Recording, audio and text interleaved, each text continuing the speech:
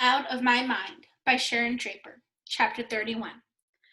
The air felt thick and damp, like the silence that followed the screaming and crying and sirens. The rain had slowed to a drizzle.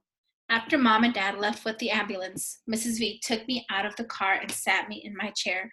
She placed a soggy, filthy doodle on my tray. I found this under the car, she said, her voice shaky. I touched it and burst into tears. As she rolled me to her house, she said, "We're going to clean Doodle up and have him waiting for Penny when she comes home. You hear?" I couldn't tell if she was trying to convince me or herself. I felt dizzy and nauseous. I could not stop shaking. After changing my clothes into warm, dry sweats, she switched the radio to an easy listening station and turned the volume down low. The only color I heard was gray. Mrs. V stood behind me, gently rubbing my shoulders. "Are you hungry?" she asked. I shook my head no. She continued to massage my back and shoulders until we both could feel the tension slipping away. "I'm going next door to get your Matty Tucker and the dog," she said. "You want anything else?" I shook my head and continued to listen to the tones of smoky gray. When she got back, Butterscotch seemed nervous. She kept pacing and sniffling as if she was looking for something. "I think she's looking for Penny," Mrs. V said. "Dogs know." She hooked up Elvira to my chair and switched it on, but there was nothing either of us could say. "It's not your fault, you know," she said finally. I shook my head forcefully. Mrs. V should know better than to say stuff just to make me feel better. "I mean it, Melody. It is not your fault." "Yes, it is," I replied on my talker. I turned the volume up loud. Mrs. V walked around to where I could see her, leaned down until her face was just inches from my own. "You did your best to warn your mother. You should be proud of yourself." "Not proud, not enough," I typed. "Sometimes things happen that are beyond our control, Melody. You did everything right." The guilt bubbled up then. "I was mad at Penny," I typed, slower than usual. "Penny knows you love her," she said. Tears slid down my cheeks.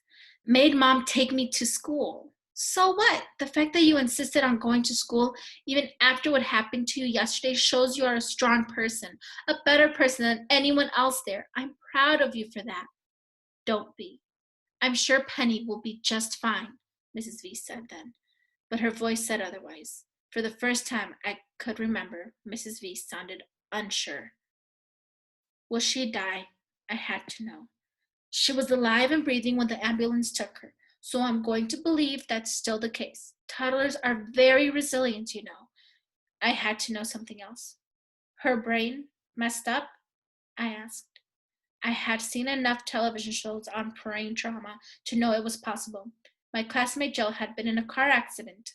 I couldn't bear to see Penny like that. Mrs. V answered thoughtfully and honestly. "I suppose it's possible, but I pray that's not the case." "Two broken kids," I typed. Just the idea almost made me gag. "That's not going to happen, Melody," Mrs. V's voice wavered. I heard it. I was still for a moment, then I typed. "It should have been me." "Huh? What do you mean?" "Nobody would miss me." "Now, you just stop stupid talk like that. My whole world would fall apart if something happened to you. Your parents as well." I'm not sure I believed her. I tilted my head. "Really?" I typed. "I plan to wear purple to your college graduation." Far away and very hard. "Like making the quiz team?" They left me. "And they lost." I glanced out of her large picture window and watched the web branches sway. How could I say it? I looked back at my talker and typed very slowly. "I want to be like other kids." "So you want to be mean and fake and thoughtless?" I looked up at her angry face, then looked away. "No, normal." "Normal sucks," she roared. "People love you because you're Melody, not because of what you can or cannot do. Give us a little credit." "I want it to be yesterday," I typed. "Yesterday your heart was broken because they left you behind, remember? Rather have that than this." "I know. Oh, Melody, I know." "I'm scared." "Me too." The silent room echoed our thoughts. "I had a goldfish. He jumped out of his bowl," I typed. I remember your mom telling me about that. Tried to save him. Couldn't. The phone rang then, startling both of us. I jerked in my chair. Mrs. V picked it up.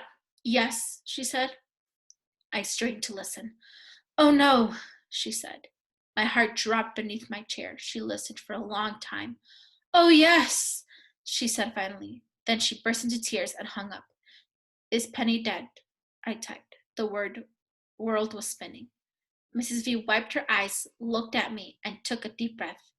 She has some internal injuries, a badly broken leg, but she survived the surgery. She's gonna live. Then she cried once more. Normal doesn't suck at all.